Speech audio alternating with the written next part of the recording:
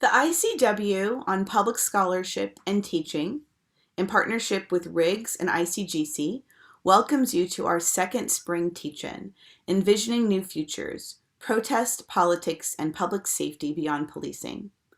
My name is Melinda Lindquist, and I'm a member of the History Department at the University of Minnesota and one of the ICW co-organizers along with Ron Amanzaidi and Haider Tun.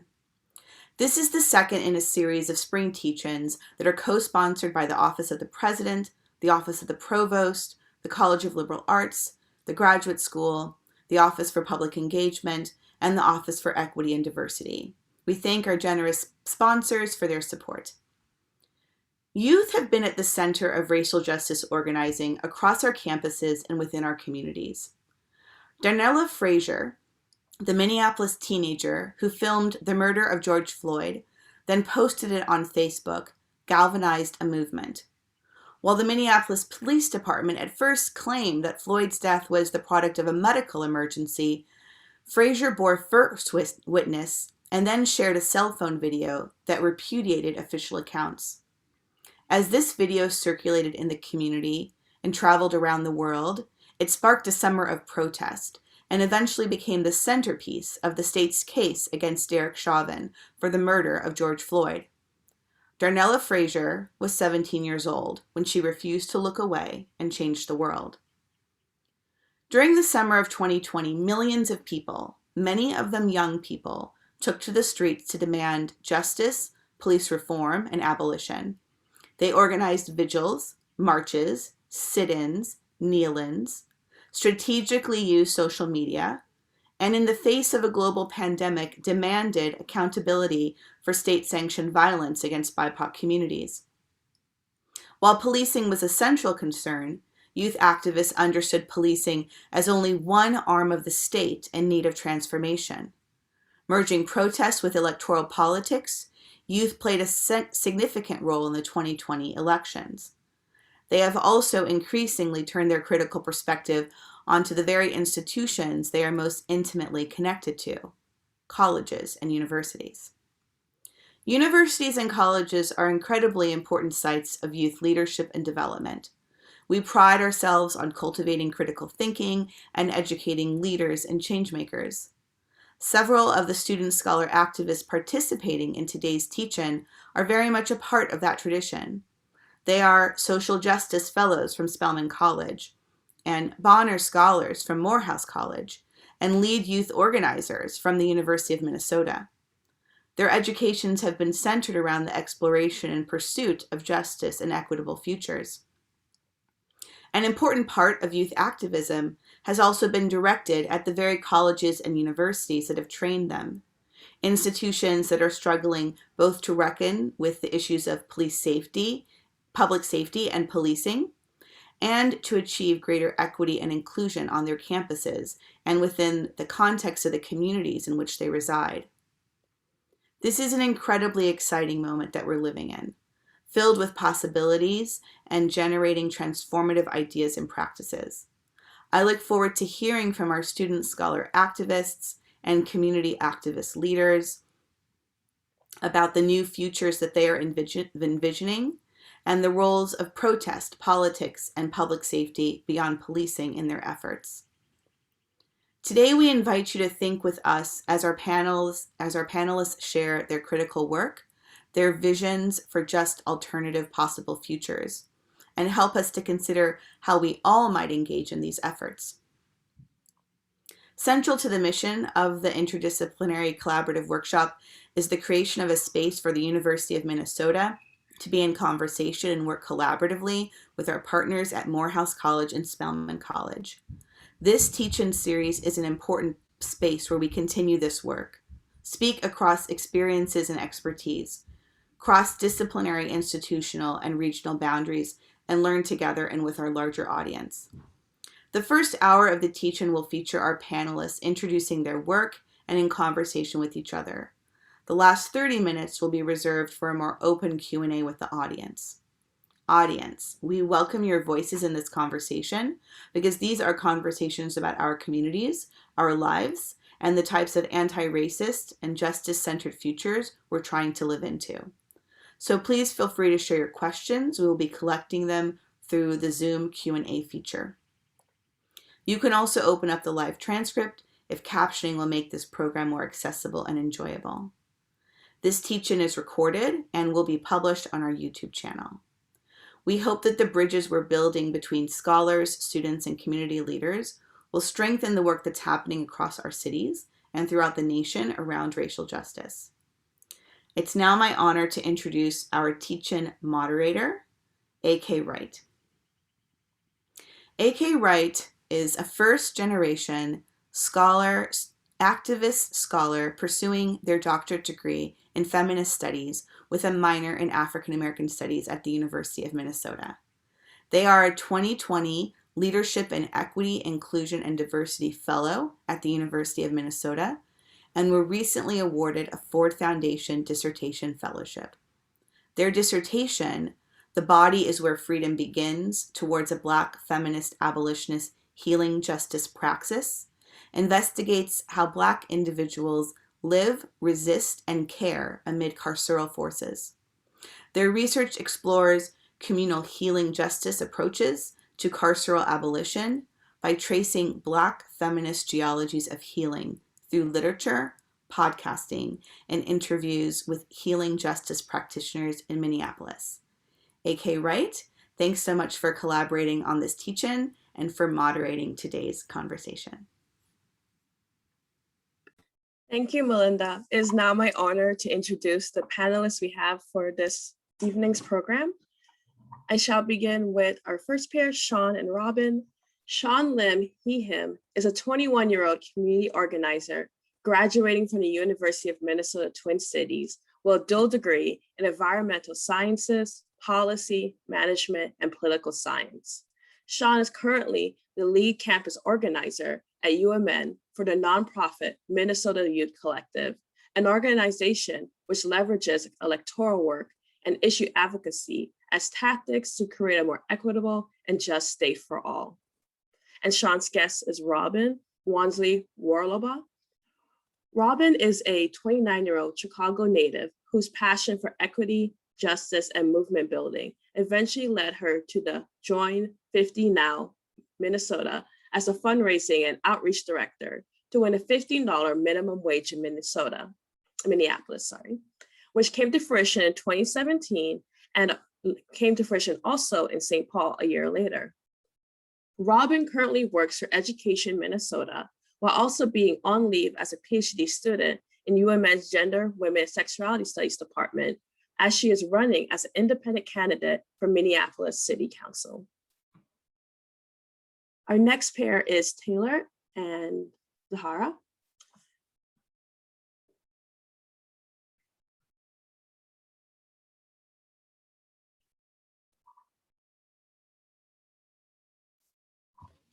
Taylor Dews, she, her, is a junior sociology anthropology major with a Spanish minor from Virginia.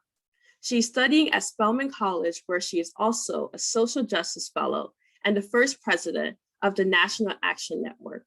As a 2020 UNSCF Mellon Mays Fellow, her research interests focus on pairing film studies and cultural ethnography to map the ways Black women across the African diaspora forge transnational identity politics and solidarity. And Taylor has invited Zahara Green. Zahara Green, they, them, is the founder and executive director of Transcending Barriers, a trans-led group whose mission is to empower the transgender and gender nonconforming community in Georgia through community organizing with leadership building, advocacy, and direct services. Zahara, who is formerly incarcerated, has leadership positions in Black and Pink Inc., a prison abolitionist organization supporting LGBTQ and HIV positive prisoners, and Witness to Mass Incarceration, where they work to improve the PREA auditing processes to eliminate sexual abuse and confinement. Now moving on to our final pair of the evening, Julian and Andrew.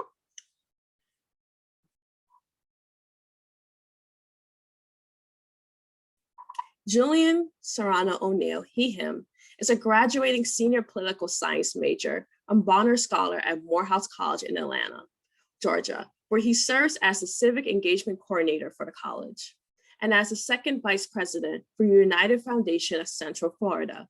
His focus is on, but not limited to, education, job creation, infrastructure development, community relations, crime reduction, and affordable and equitable housing.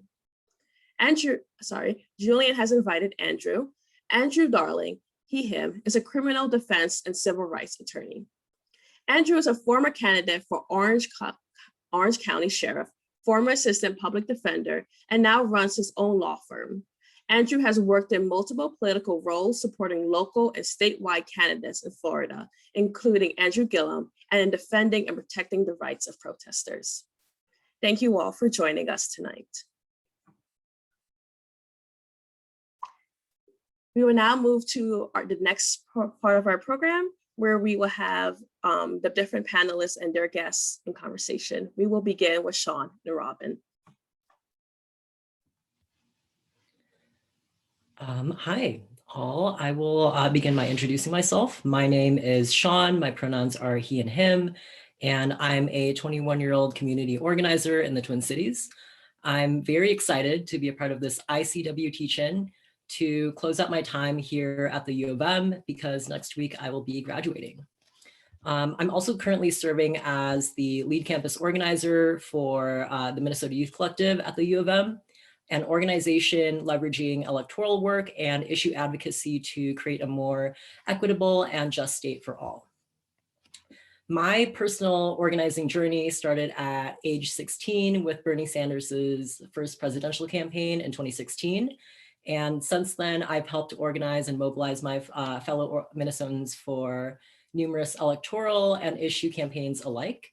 In 2020, I helped co-found Students for Bernie at U of M, and our amazing team was able to help Bernie win all 11 precincts, both on and off our campus during the primary. But since the Minneapolis uprising last summer, like countless other community members, I've been actively engaged in protests, rallies, marches, and other direct actions across the Twin Cities metro area, coordinating supplies and helping provide medical aid on the ground. And I just want to say that I have learned so much from my fellow organizers and have grown into an abolitionist in the past year. I still am and always will be learning.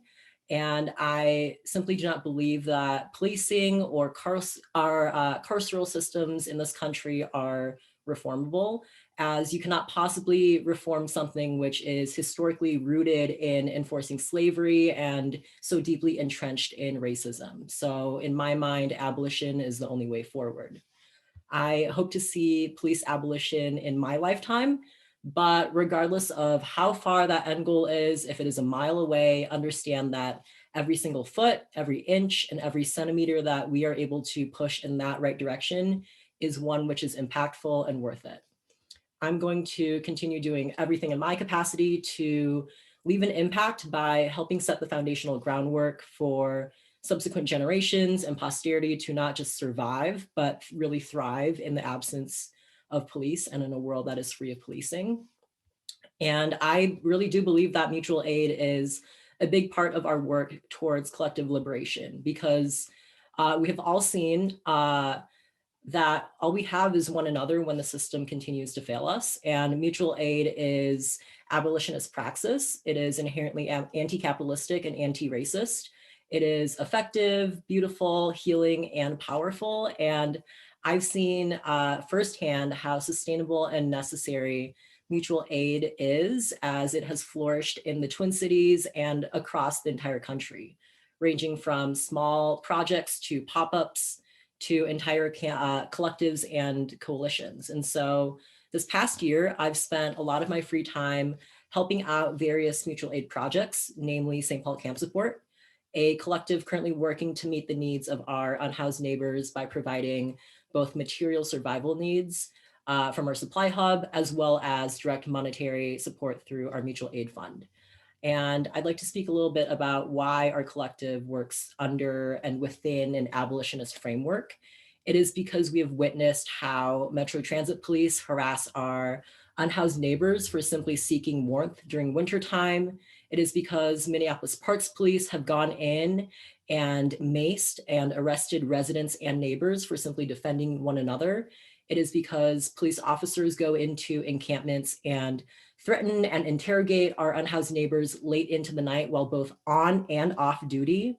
And it is because our mayors for both Minneapolis and St. Paul and our city councils would rather vote to throw more and more money at policing and terrorizing of our predominantly Black and brown neighborhoods, impoverished neighborhoods, and homeless sanctuaries rather than investing in actually bettering the standards of living of their constituents. And so in response to the people rising up and coming out in solidarity with one another to protest the state-sanctioned murders of our Black neighbors, our governor and many of our elected officials responded by really unleashing the full force of state terrorism on us, folks from all walks of life, but especially young people, for congregating in the streets of our cities and simply demanding justice for Daunte Wright and justice for George Floyd and so many others. Our umbrellas, our water bottles, and cardboard signs were met with tear gas, flashbangs, rubber bullets, mace, and even more brutality. And so to kind of conclude, I just want to say that justice doesn't come in the form of defunding the police or convictions or sentencing of a handful of officers. We need abolition of the whole system as a whole. These systems which exist to maintain power for the status quo and hold us back from liberation. So while it is crucial that we continue to work together to get people who substantively represent us ideologically into office, we also cannot wait idly by for electoralism to really deliver the change that many of our communities that cannot wait any longer need, right? So it is for this reason that we must also work and organize outside of the system and practice community care and build collective power together. And with that, I will turn it over to my amazing guest, Robin Wansley Warlabaugh, a labor organizer, fellow community activist, and candidate running to make history as the very first Black Socialist City Council member in Minneapolis.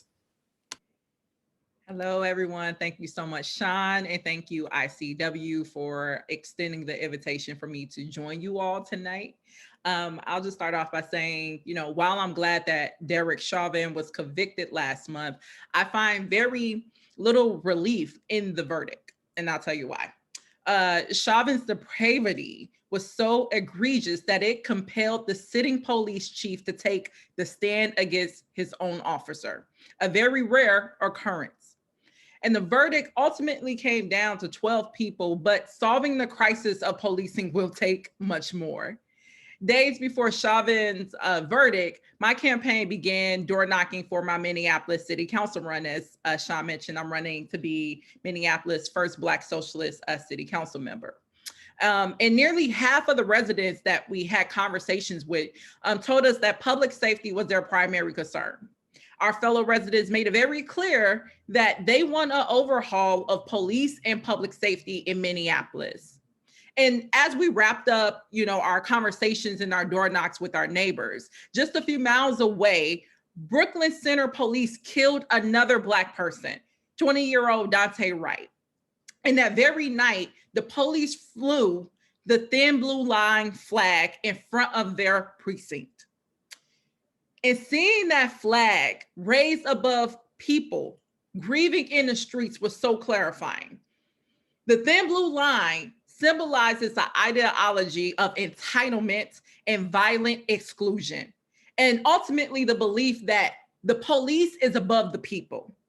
In the thin blue line society, which we currently operate in, police function as an occupying force tasked with violently excluding those who are deemed to be beneath citizenship, such as Black folks, brown folks, Muslim and Indigenous folks, trans folks, and as mentioned, Sean mentioned, even our unsheltered residents and neighbors. However, thin blue line policing is never contained to socially excluded populations like the ones I just named. As the Minneapolis police killings of Justine Diamond, a blonde middle-class white woman, tragically demonstrated, So thin blue line policing does not harm each person equally. It nonetheless impacts everyone. And it's the exercise of power over the people, but not of the people, that is illegitimate. And we must ask this question: who actually counts as the people? And this is the fundamental question of our time. And while it might be fundamental, the answer is very simple. We, all the folks on this call and the folks who've been organizing in the streets, have made it very, very clear that we must stand for the full citizenship of all people.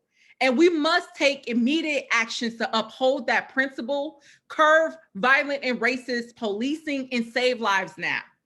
As a democratic socialist, my campaign has a four-pronged approach towards reimagining and transforming public safety. And it's rooted in democratizing, demilitarizing, disarming, and liberation. And I want to start with democratizing. We must democratize public safety. And when I say that, I mean, for Minneapolis, this November, our residents must vote for the Public Safety Charter Amendment that will replace the Minneapolis Police Department with the Department of Public Safety, and fight for full funding and community oversight of a comprehensive public health approach, which means we dispatch social workers, folks who are trained in sexual assaults, folks who know how to respond to mental health. We dispatch those folks instead of armed police officers. We must also demilitarize policing. The thin blue line teaches us that public safety requires peace officers to be at war with ordinary people. Therefore, we must eliminate public safety departments' access to battlefield weapons and warrior-style training, which are often used on protesters who filled the streets in the aftermath of George Floyd's murder, as well as Dante Wright's.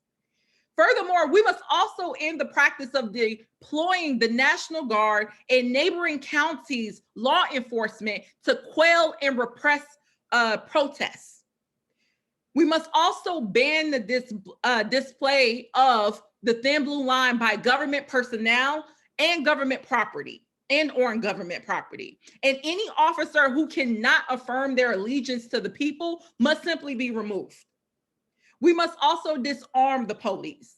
Officer Kim Porter, who murdered Dante Wright, intended to tase him originally. If she were not armed with a gun, Dante would still be here. Across the nation, only 1% of all emergency calls involves violent crime. So in total, police officers only spend about 4% of their time responding to violent crimes.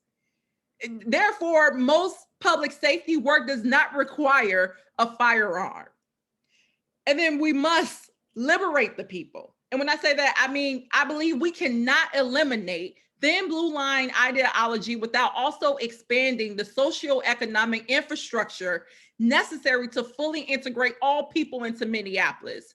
Insecurity that results from lack of food, housing, healthcare, all of that obstructs free participation in our society. That's why my campaign is calling for a people's empowerment program that will put our people's collective needs, like housing, like livable wage jobs, like healthcare, put those needs first over profits.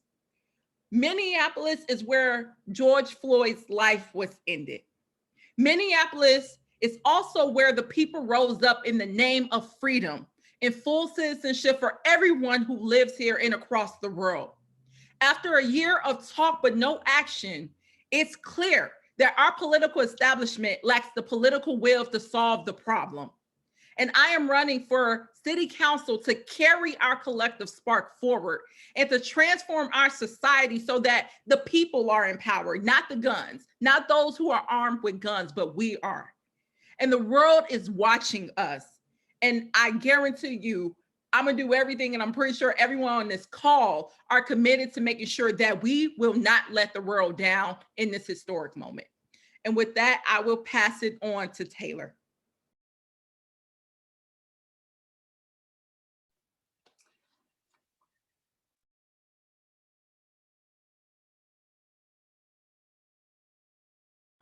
Did not realize I was muted. My apologies. Before we pass on to Taylor and Zahara, I'd like to thank Sean and Robin for highlighting the incredible work they're doing and helping to bring Minneapolis to a more liberatory future. And now we will move it down south to Georgia and talk to Taylor and Sahara. Hello, everybody. Thank you so much. I'm honored to be on this call with so many of my peers in the struggle. And yeah, I'm just going to introduce myself first, and then I'm going to position myself in my politic as a scholar activist. So my name is Taylor Dews, and I am a junior sociology and anthropology major with a Spanish minor at Spelman College from Chesapeake, Virginia. And as a person, I locate myself as a Black feminist, an abolitionist, and a Marxist.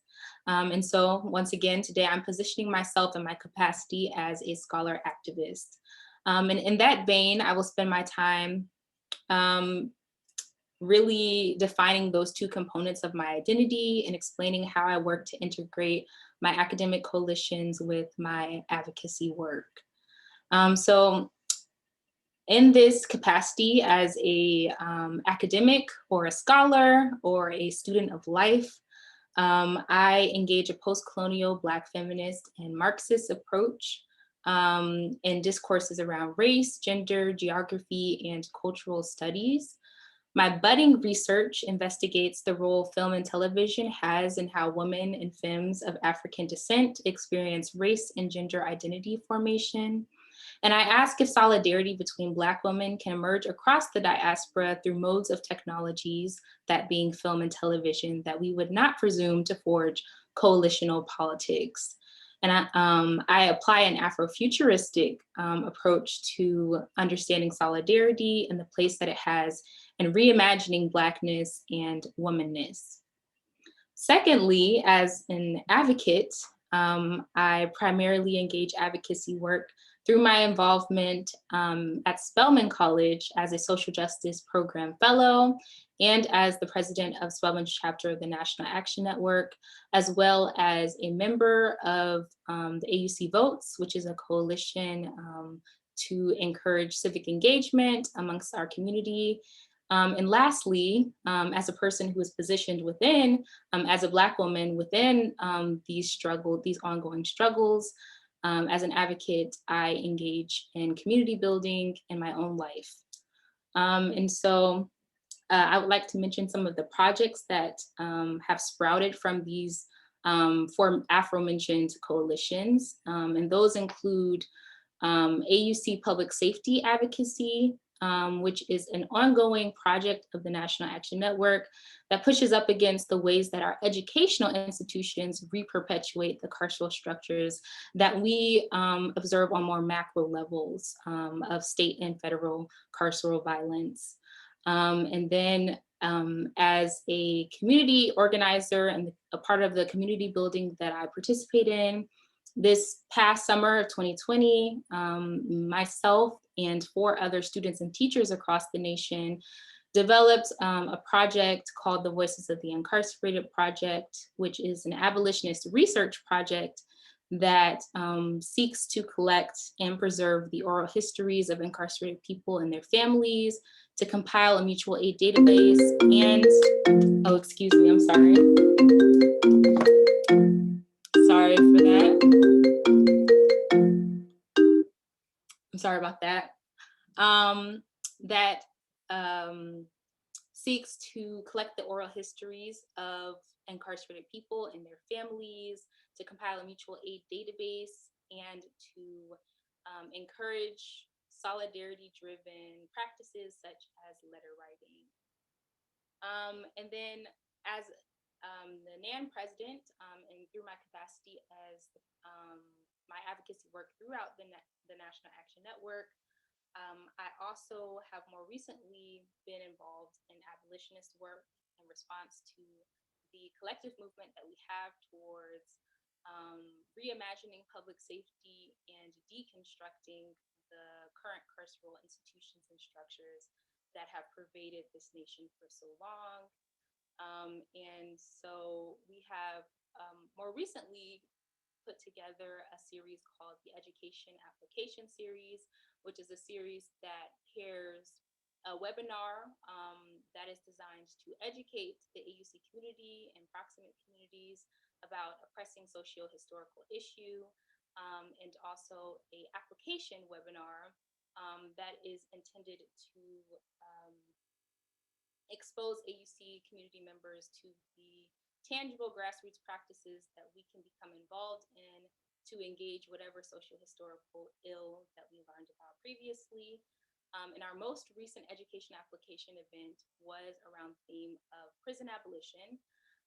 And that brings me to our next guest who I want to introduce, and that's Zahara Green, who participated in our education application event on prison abolition, and who offered such an important perspective. And briefly, I want to introduce Zahara. Zahara is the founder and executive director of Transcending Barriers, a trans-led group whose mission is to empower the transgender and gender nonconforming community in Georgia through community organizing with leadership building, advocacy, and direct services. Zahara is also the board president of Black and Pink, a prison abolitionist organization supporting LGBT and HIV positive prisoners. Thank you, Taylor. I am Zahara Green. I am a Black trans femme, formerly incarcerated, and I'm a prison abolitionist. What brought me into this work is my experience through the carceral system. At the age of 17, I came out as trans to different members of my family, and through that experience, I found myself homeless and dealing with having to go through the underground economy, having to engage in survival crimes in order to survive as a Black trans femme living and being homeless on the streets of Atlanta. Through that, I was pushed into the carceral system, arrested through a cycle of incarceration. And from that experience, I was able to witness individuals being thrown, and myself being thrown into a system of slavery where the carceral system exploited fear to exploit labor.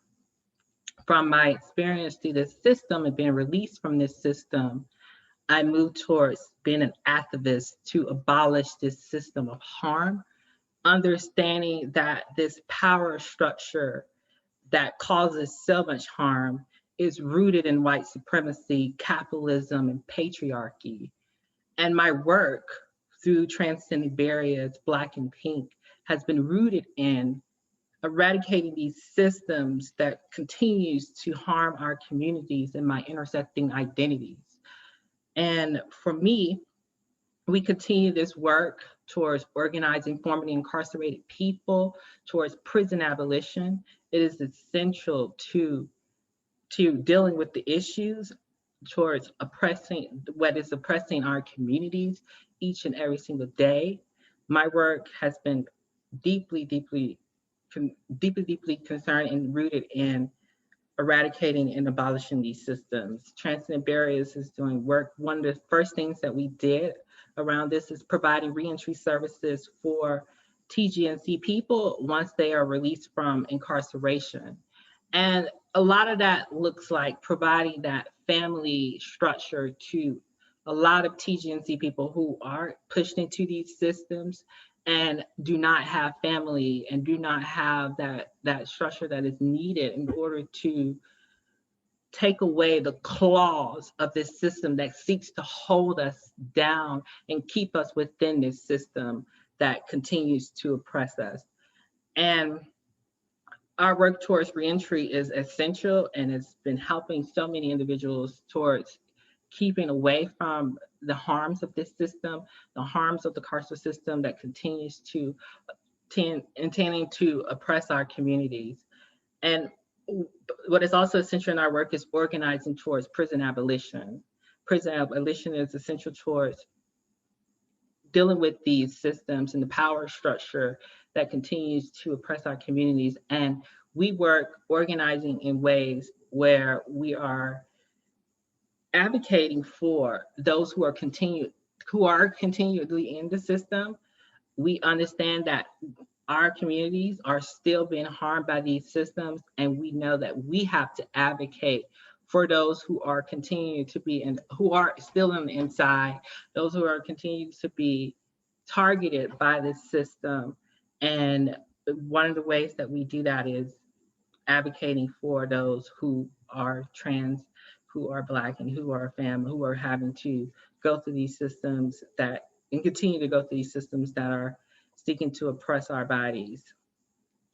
And also part of the work that we are doing with Black and Pink is a national movement with those who are living with HIV, LGBTQ people who are formerly incarcerated.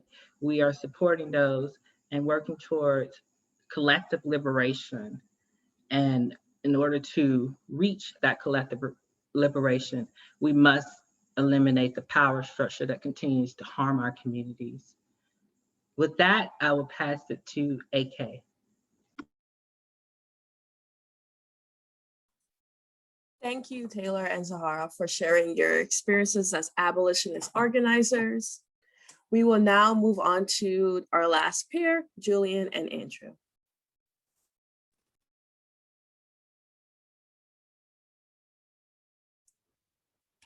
Hello, everyone. My name is Julian Serrano O'Neill. I'm a graduating senior political science major, Bonner Scholar, and civic engagement coordinator at Morehouse College. And I would just like to build a framework around some of the work that I do, both at Morehouse and at home in Orlando, Florida. At Morehouse, it is my goal to work collectively with student leaders, faculty members, and staff to workshop our experiences to address and tackle systems that are inherently racist, such as law enforcement. But we also have to look at the scope of civic engagement and what that means. And oftentimes people tend to not understand that civic duty, that civic process is one that we are supposed to intentionally engage in, as it is one way for us to address policy issues that, and again, address racism. And when we look at law enforcement, this is an inherently racist institution. No matter which way you look at it, it deprives social equity of people of color. And so when we think about what's going on in society right now, my academic research focuses on Black political engagement and what necessarily that means. And so I focus on how to increase Black political engagement, Black political awareness, whether that means through descriptive representation and or through policy agenda setting. And so what you've seen a lot of the individuals tonight talk about is policy. And so that is where I focus a lot of my work. A lot of my work is bringing awareness to students on campus, as well as students who are in high school, telling them how they can workshop their voices, their experiences, their talents, so that they could address the most pressing issues in their community. When we're thinking about this issue of law enforcement, since 2005, there have been over 16,000 police killings. Derek Chauvin is the 8th law enforcement officer since then to have been convicted for a situation like this. That is 0.05% conviction rates. Last September, we saw the murder of Breonna Taylor in her home while she was asleep. And a grand jury collectively came together to say, let's not charge these law enforcement officers. In this country, we have continued to see time and time again the reinforcement of Black disposability.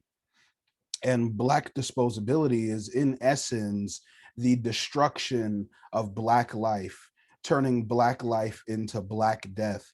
And so a lot of the work that I'm doing right now is with students like Taylor Dews with the AUC Votes Initiative, the Morehouse College Bonner Office of Community Service, as we collaboratively workshop our experiences. That is one of the most important things that we must be able to do. If we cannot come together to say this is our collective struggle, then we cannot truly address those issues. Outside of Morehouse College, I serve as the second vice president of the United Foundation of Central Florida. That is a nonprofit organization that works with families holistically. So we have after school programming. We work with young people who've had incarcerated parents. And we also work with the students that are high achieving, and it is our collective goal to close the educational gaps, making them more civically involved in their communities, whether that means going to community council, city council meetings, and so on. But outside of that, I co-founded a podcast known as the Last Shot Podcast, and I co-host with a good friend of mine, Zachary Hiddenden, who is also a senior political science at Morehouse College. And it's about using your voice to tap into the most pressing issues that you and your community face. And so we do that. And we talk about racism in cinema, television, and emerging media. We talk about it in politics. We talk about it in sports. We hold crucial community conversations with community organizations, our neighbors, and our partners, so that we could truly see what it is that's going on in society as we live. We have to understand that law enforcement is an ongoing issue. It started very racist. It will continue to be very racist. And it's what we do as a community collectively to address those issues. Policy, again, many of the panelists here tonight mentioned policy. Some believe in abolitioning, getting rid of the law enforcement. Others believe in changing it. I believe in getting rid of law enforcement and coming up with a completely new structure, because you cannot change something that is inherently racist. You have to create a new structure that is in place to protect all, no matter your race, religion, or your sex or how you identify. And so I use the research that I have at Morehouse College and as the civic engagement coordinator to build those bridges. There are so many people who aren't civically involved, and there are so many people who want to be. And they need to know that there is somewhere that you start. And so I streamline that civic engagement opportunity for scholars on our campus, both in the Bonner Office of Community Service and with other registered student organizations. And it's imperative that we come together. That is something that I will preach until I can no longer speak. And so when I think about the people that are here this evening, and we're going to get even more conversational now than what we are at this very moment, but that's because we all have some very interesting common points and some points that we may not necessarily agree with. But it is imperative that we come together and address this, dismantle every single system that is inherently racist. And until we do that, until we hold law enforcement accountable, many people don't know that your sheriffs are elected individuals, and many people don't know that your police chiefs are appointed by elected officials. So we must be aware and active in every space possible. And that is what a lot of my work is here to do, to provide access to opportunities and education about what is going on around us. And I truly think that's why my good friend and fellow community activist here, Andrew Darling, which I want you all to be able to hear from as well. He is a criminal defense and civil rights attorney who ran for sheriff in Orange County, Florida, who ran on one of the most increasingly reform platforms that I've ever come across. So I just wanted to give you a little bit of how I put everything together, but I want you guys to hear from Andrew so that we continue to have this conversation. Take it away, my good brother. Julian, thank you. Thank you as well to all the other distinguished panelists, the organizations that are putting this on. It's incredibly important. Robin mentioned earlier in her introduction about the 4% of police work being utilized on violent crime. I am going to put in the chat for all the panelists and the attendees the link to the New York Times article that talks about that. So yes, I'm a criminal defense attorney. Yes, I'm a civil rights attorney. I am also a high school football coach now.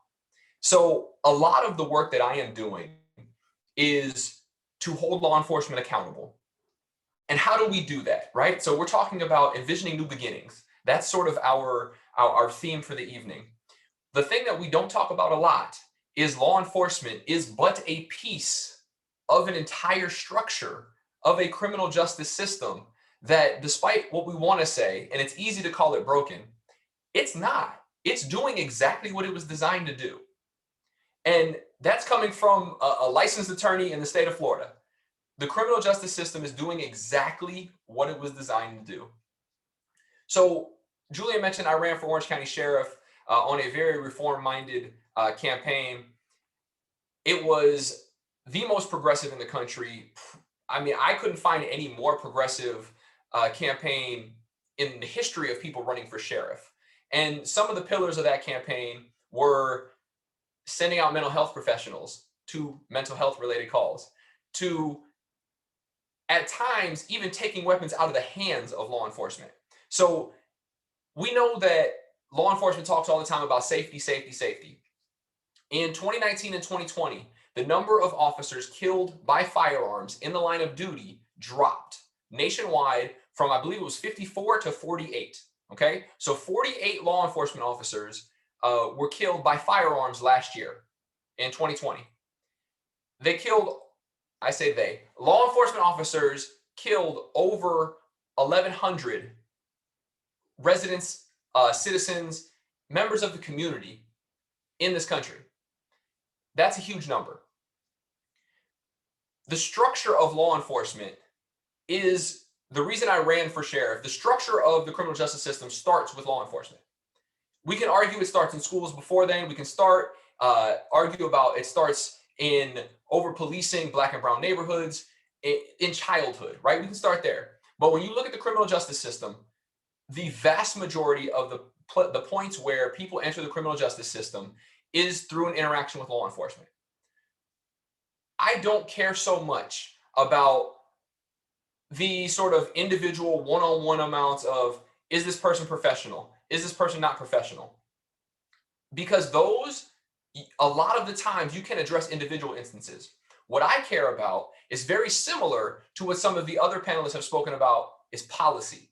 How do you change the system that allows for Black and brown bodies to be valued much less than somebody who looks like me?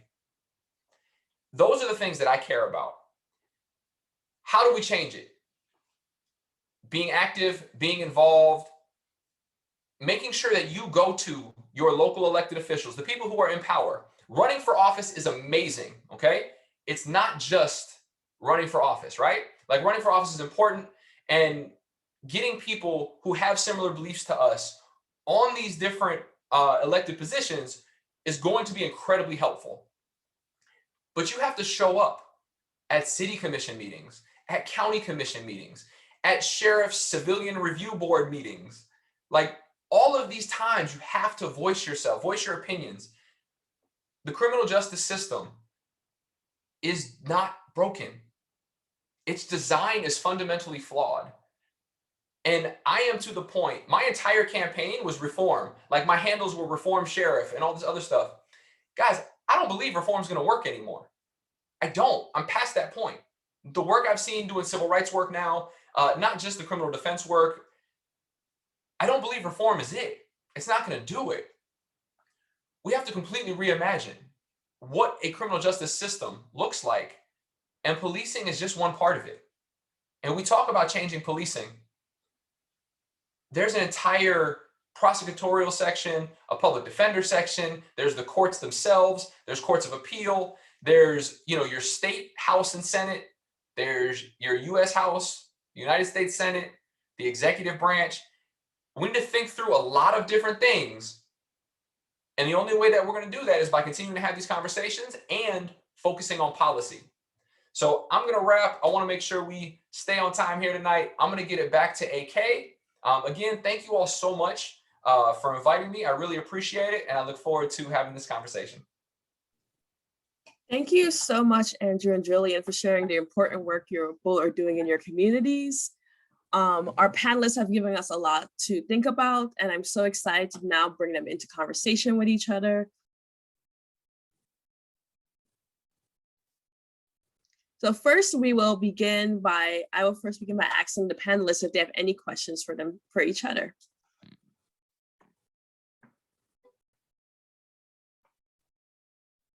Thank you so much for everyone who's joining us tonight for this important discussion. I'll ask again, does our panelists have any questions for each other, or would you rather I jump in with a question? Okay, I can do that. All right.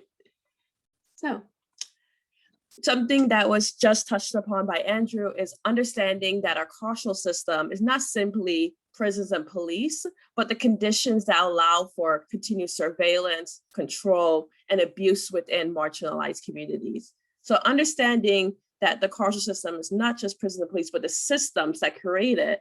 How does a carceral framework encompass parts of our lives we will presume to be unrelated to the prison industrial complex? And anyone can feel free to jump in.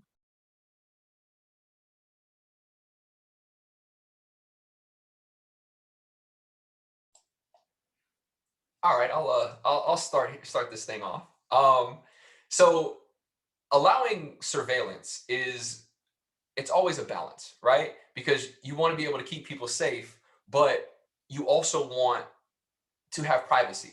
Well, down here in Orange County in Florida, and I'm sure it's similar in Minneapolis and St. Paul, here in Orlando, you almost cannot move in our city proper without being on somebody's camera. And part of it, to me, it gets to a frustration level when you see cameras are all over downtown, but then you see where are the other things that the city tries to put in place for safety, right? You see speed humps or speed bumps. You see more traffic lights versus traffic signs. You see more red light cameras. You see all these things that are leading you to the carceral system are in Black and brown neighborhoods. And you see these things. I've had multiple instances where somebody gets a red light ticket. But as a lot of us know, everybody is not housing secure. So you may have somebody who's moving 2 or 3 times a year, essentially couch surfing with family, trying to get their stuff together. The only thing that they own is their car. And they get a ticket in the mail, but they never actually get it because they've moved homes. So now they get a suspended license. In Florida, we tend to suspend license for a lot of things for not paying a ticket. And now your license is suspended. Well, now in a traffic stop, the law enforcement officer assumes you knew that and you get arrested. Well, what happens to your children? What happens to you? What happens to your car? So all these things that happen, particularly in Black and brown neighborhoods, are leading to less and less privacy and more surveillance. And all it does is funnel people into the carceral system. I want to jump into, and when we're talking about abolition and particularly our system of policing, we are an extension of it. And when I say we, I'm literally talking about you as an ordinary person. When you call the cops because your neighbor you're hearing noise in their homes, you are thus an extension of it. They will not exist, nor would they respond to crimes, without us relying and enacting the power that they have. Well, the power that's been granted by state forces over our lives. And that is part of I think when in my campaign, when we're talking about democratizing public safety, it also gets at a core function of capitalism. Under capitalism, we outsource every aspect of our lives to private interests to fulfill that function. And police and public safety is no different. When, again, you mentioned, Andrew, around housing, when our neighbors, especially in this pandemic, have lost, a great deal of their income, they're experiencing economic insecurity, and they're still beholden to a Fortune 500 company via their bank and their mortgage that they can no longer pay. The sheriffs is sent out to them, and instead of interrupting that, we allow that to play out in our communities. Or in the case of, I've heard many times as we door knock, there's neighbors of mine, like I call the cops on the house down the street multiple times because of drug activity that happens there. Okay, what if we had a structure in which you actually dispatch trained professionals that deals with substance abuse? Or how about you just go knock on the door and actually see if your assumptions matches up with reality? So there's so much of how we also police one another, and that actually showed up in the wake of George Floyd murder and the uprising that took place here, where cops was not showing up, the police wasn't nowhere to be found. So a lot of our neighbors had to form their own community defense networks to show up. And what that essentially just ended up resulting to for a lot of neighborhoods was them calling the police even more. Like, someone, it looks unfamiliar walking down my block, call the police. Instead of, again, encouraging that as an opportunity to get to know your neighbors, also building an alternative like crisis dispatch that's rooted in, again, that comprehensive and holistic health response, where it's like, how about we get folks who are trained in gender disputes and again, substance abuse issues. Another way that I want to highlight, and Andrew, you touched on this too, is corporate America plays a pivotal role in the surveillance that happens over our lives. The target that ended up being looted and destroyed in the wake of George Floyd had numerous contracts with the city of Minneapolis, as well as with the Minneapolis Police Department, and where they provided surveillance technologies to funnel people who committed survival crimes back into the carceral state. So where you went, the store that you shopped in to buy your Dove lotion or your favorite grapes or whatever the case, like, they actively worked with the police state to incarcerate Black and brown people, and they worked with our political leaders to continue that pipeline. So even corporate America has carved out a privatized interest for themselves for surveillancing even their clients, ordinary people who are coming in to, just acquire their basic necessities and basic supplies. And I think it was no accident that Target particularly was destroyed right across the street from the 3rd police precinct. That was also destroyed. You had abided in the repression of Black and brown people. You had offered the police in that precinct the tools that allowed George Floyd to have his neck crushed in front of the world. You got to go. Essentially, you need to go. And I think those are some of the ways in which we see extensions of corporate America or corporate forces, as well as how we actively police one another that sustains the system that's so overarching and repressive in our everyday lives. And I wanted to speak to something that Andrew and Robin mentioned, and that's dispatching mental health counselors or individuals of some kind. When we're talking about envisioning a new future, we need to think about that safety, that community safety. Oftentimes, your situations don't need hostile, aggressive law enforcement officers. They need someone that can address mental health issues at that moment. And so I think that that's something that we should also look to doing. But I know there's something that works in my community, and that's community policing. You're no longer looking at a law enforcement officer. You're looking at volunteers who are your neighbors that are coming to you, aiding you, seeing what's going on. So when we're talking about safety, that's something that we should definitely be talking about. Thank you, Andrew, Julian, and Robin. There's a point that Robin made about how we I'm police sorry, one Taylor, another. your audio is low. Can you hear me? I'm still coming in and out. Yeah, you're still kind of low. Can you hear me now? You can hear me? Okay, I'll kind of Yes, scream. ma'am. I wanted to piggyback off of what Robin was talking about around policing one another. And I wanted to just mention that carcerality is not simply policing in prisons at face value, but the ways that we're socialized around it and the ways that we internalize it in our interpersonal relationships, and also in the institutions that are kind of peripheral to prisons and to policing. So I'm talking about schools, I'm talking about colleges and universities, I'm talking about the family structure, I'm talking about heteronormative relationships. I'm talking about how we treat our friendships and really how we treat, how we respond to quote unquote crime. And oftentimes the criminal is decided before the crime is committed. But how we treat, how we respond to crime with violence and with punishment rather than more transformative ways of thinking. And so I think that as we quote unquote reimagine public safety, or as we abolish carcerality, or deconstruct carceral systems, that the work really begins in our own imaginations and expanding our imaginations and adopting futures that divest from carcerality as we are socialized to believe. And it really is something that is deeply ingrained in the ways that we've been raised under a carceral society. And so all of us are implicated in it. It's the response that we have to a child when they quote unquote lie. And our first instinct is to tell them to go in the corner instead of understanding, why did you lie?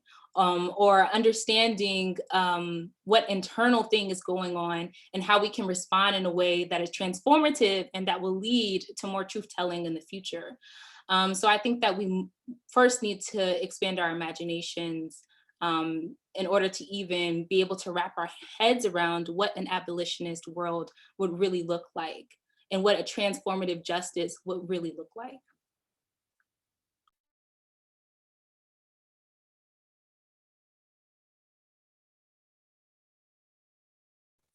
Does anyone else want to answer that question? Okay, go ahead, Sean. Amazing points by everyone who's touched on this, but I just want to reiterate that under the status quo, it is a perpetual, never-ending cycle of state violence on Black and Brown families. Men, women, children, our trans and non-binary siblings, it is a never-ending nightmare for them, right? And it's not just physical violence and brutality that you see on screen, but it is also systemic economic violence through gentrification, right? And so I currently have been living in Midway St. Paul and as a neighborhood in St. Paul, which was completely destroyed alongside Rondo for a highway, right? So you had a predominantly Black neighborhood completely demolished to make way for a highway for the convenience of white commuters, right? So institutions like the University of Minnesota and our cities, their main goal is to protect their endowment, their property, and their public image over the lives of their constituents. They value property over your life. Where are mobile surveillance cameras stationed? They're stationed outside Walmarts and Targets, right? They're outside stores and major corporations. When you had helicopters circling neighborhoods, where were they circling? They were circling encampments like near North in Minneapolis, encampments across the city, and George Floyd Square. You can see it in their flight patterns that were logged, right? Where was the National Guard stationed? When our cities were placed under, and our metro area was placed under a military occupation by our governor, Tim Walz, I documented and tweeted images that went viral over Twitter because people were dumbfounded about the lines of 30 Humvees and armored vehicle caravans going across our cities, right? These were stationed on every single street corner, protecting shop fronts of major corporations. So it is continued surveillance of our marginalized and vulnerable communities, which ties into all of this technology and all of these endless resources that they have. Why has it been possible that under the Barack Obama administration, the Trump administration, and now the Biden administration, why are both parties allowing local police departments to purchase weapons that are used on in war, essentially, to be used on our own civilians? At Brooklyn Center, there were LRADs, sonic devices, and then rubber bullets. All of these tear gas banned under the Geneva Convention, but deployed on us. All of this ties into technology, but also surveillance. And this affects people not just in Minneapolis, not just in Chicago or Atlanta, but across the entire country, right? Adam Toledo was killed because the police officer arrived on scene after a shot spotter report, right? Technology that supposedly detects gunshots. Well, that's why Adam Toledo was killed. Ma'Khia Bryant was put through the foster care system. So even if we do replace police officers with guns, and replace these officers with school counselors, social workers, and other professionals, harm will still continue to be perpetuated against Black youth as long as we operate within white supremacist systems. Last summer, again, in the Midway neighborhood, 20 squad cars in the St. Paul Police Department were dispatched to protect a Target that was boarded up. Where were these squad cars protecting Black neighborhoods that were being burned, right? So there's a lot to be unpacked there, but it is, again, a never-ending cycle of systemic economic and physical violence against our Black communities. Thank you all so much for answering that question so well. It was great information from multiple different perspectives and the multiple different ways we can understand the ways how the systems that the carceral system engages in are complicated and complex and engaged in many ways throughout our communities. We're now going to turn towards our audience Q&A, and we're going to start off with a question about the proposed Minneapolis Charter. So this question is more directed towards Sean and Robin, asking about how viewers and their respective organizations can help pass the Yes to Minneapolis Charter. But I also want to ask our other panelists, what are efforts that you are currently engaged in or excited about in constructing alternative futures for your communities? So learning more about the work that you're doing within your communities to help bring forth these abolitionist futures. So we can start with Sean and Robin discussing the charter and then move on to learning about the efforts that our other panelists are engaged in. You want to go? Go ahead. And just to give some quick context, so following George Floyd's murder, there was a defund Minneapolis Police Department campaign that was essentially blocked by our, it's called the Charter Commission, this unelected body of conservative people in our city who just decided, yeah, we're not even going to put this on a ballot.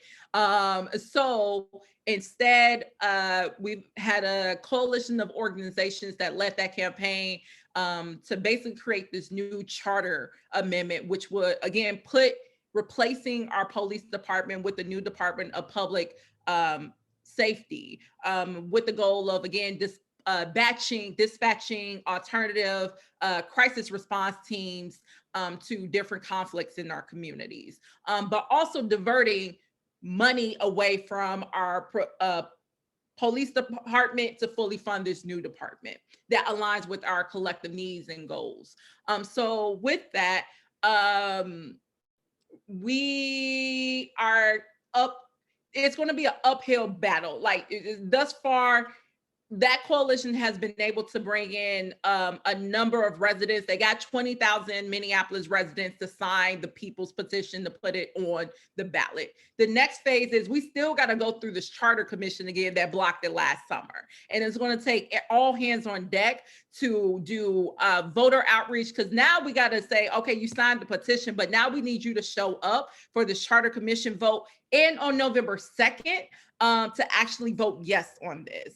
And we literally have the political elites and ruling class corporate forces of our city uniting together to do everything that they can to block this. They're talking about alley-ooping more powers under the mayor, because right now Minneapolis is a strong city council, weak mayoral system, and they're trying to remove powers from city council, who would then become the bosses of the police as opposed to the mayor, and put more powers under the mayor, so that we could continue to have this tyranny where, you know, police violence and murders happen, and instead of getting the money, getting these alternative dispatch emergency response teams, we're getting, as Sean mentioned, military Humvees who are throwing flash grenades and tear gas at us.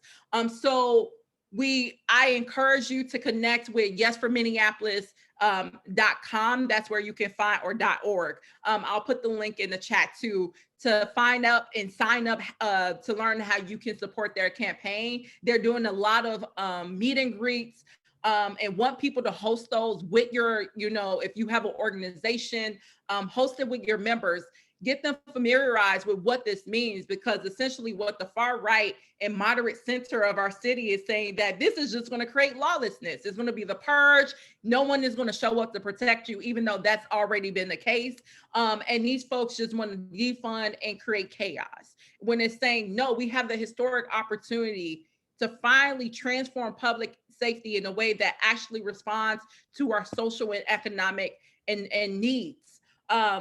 And this is the time to do so. And we actually have the democratic opportunity through voting to make that happen. So Sean, feel free to add additional info on that too. Yeah, so last year, a lot of our sitting city council members convened at Powderhorn Park, a local park, and they got up on stage with their mics, and with their entire chest, they said, I am no longer a reformist, I am now an abolitionist, and I believe in completely dismantling, quote, the Minneapolis Police Department. Well, some of these elected officials got on CNN 24 hours later and walked back their claims. Some of them, a lot of them, have since voted to increase the police department budget for the Minneapolis Police Department. They have voted to throw an additional $600,000 when the mayor and the police chief begged them to. So we have been constantly backstabbed as Twin Cities residents by our elected officials. And last year, after hours of public testimony, the final, I believe, $1.5 billion city budget, the general fund only shifted a mere $7.7 million in MPD funds to public safety beyond policing, right? So they have the money. The question is whether or not they have the guts, the spine, or the desire to do so. And the simple answer is no. And so that's why candidates like Robin excite me so much, right? It's because the work of moving us towards eventual abolition is a long road, and we need to get our foot in the door and take that first step, right? And so I believe that as an abolitionist, this is more of a reform, the Yes For campaign. It is more of a reform, but it is a necessary one, right? And so this Black-led, multiracial coalition of organizations, including Minnesota Youth Collective, and individuals are really coming together and reimagining what public safety can be, and mobilizing to get this onto the November ballot as a referendum, right? So again, like Robin said, we have surpassed the 200,000 signatures needed. So next stop is the Charter Commission, which, again, as Robin stated, is a big hurdle.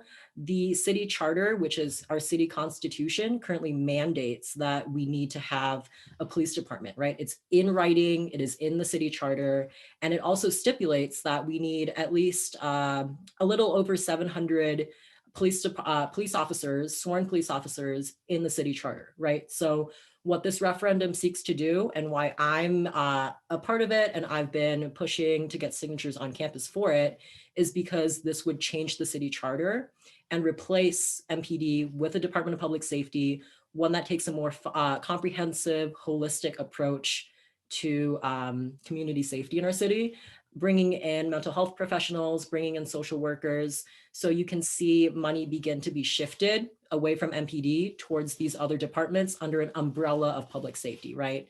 So that's the first step. And then from there, I hope to see us get closer to abolition of police and then move towards completely new systems. But to get any of that accomplished, we need to change the city charter.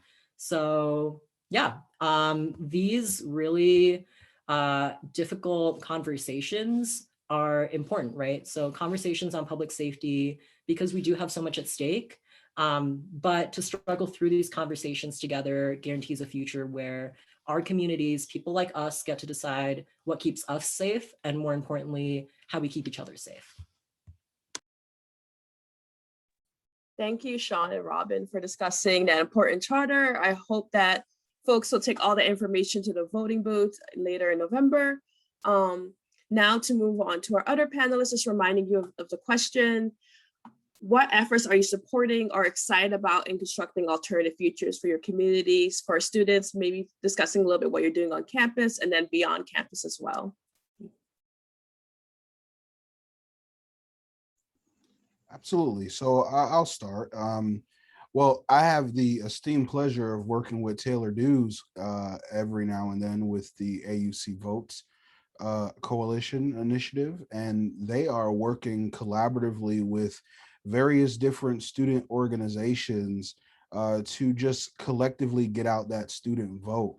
And I do know that I mentioned early on that a lot of the policy change happens in the ballot box as well. And so a lot of what I'm doing at home is educating high school students, grades 9th through 12, about the importance of engaging in their civic duty, or preparing, because in Florida you can pre-register, I believe, at the age of 16. And so it's about getting them ready to pre-register, getting them ready to vote, helping them develop their basis on what they stand on. And I think that that's where it starts. Young people being motivated by not so much younger people, but people that were just where they were. So a lot of what I get to do at home is working with those young people, helping them develop their voice, their passions, and then showing them how to go after those things, tackle those things. And Andrew had the opportunity to see a lot of our young people. And so they're right there on the forefront at those community council meetings, advocating for policy change, whether it's health and wellness, financial literacy, some of the most pressing things in our community. So I get to do that day to day. I enjoy it. It is one of the most interesting things to see how so many young people think so in so many different ways. I think it keeps me hip to what it is that I do along with my peers, but to just see so many young minds coming together collectively, I think that is a highlight for me in the work that I get to do. And at Morehouse, I'm the civic engagement coordinator, so I get to work with so many different students and organizations to increase civic awareness on campus. And not just our institution, Morehouse College, but I get to do that, spreading awareness, getting people out there and voting. AUC Votes and Taylor Dews, they did an amazing job, and she'll tell you about it, but they did an amazing job increasing student engagement in the Atlanta area. So it's been great for me. So that's what I've got to do. I've got to see, I've got to partner on. And that's what I do. I spend my time using my space and my platform to reach that new future that a lot of us are looking forward to having. We have to understand that this stuff is not justice, it's accountability. And when we remember holding law enforcement officers accountable for their misdeeds and misactions to the communities that they're supposed to serve, is one of the places that we start. The carceral system is a very robust, inherently racist system that we have to tackle. And so I try to use my platform and my space to do that. And I'll pass it on to Andrew Taylor or anyone else that wants to jump in on there. Yeah, so we have a few ways of how we are working towards prison abolition in nationally and locally. Just thinking of it from the perspective of one of the things that we do is around public education. How are we handling disputes in our community and civilization? And understanding that we have to remove those third-party actors who are there to protect the power structure, and understand that we need to have community mediators to handle these disputes within our community and civilization. And that is one of the ways that we're working within the community towards understanding the alternatives towards these power structures that seeks to harm us. And another way is one of the things my sociology professor said is follow the money. And we did a deep examination of the Atlanta City budget, the executive budget, and we see that a lot of the income that is coming in is for fines and things like that. And the expenses and the expenditures is funding the policing and the carceral system that exists.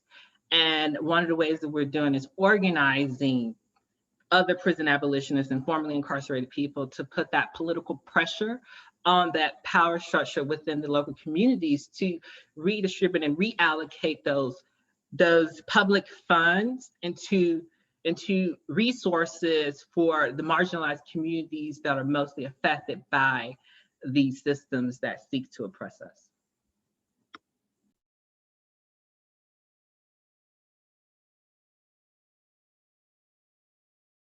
Does Well, any oh yeah, sure. Can everybody hear me? Because I know my mic has been a little in and out. Perfect.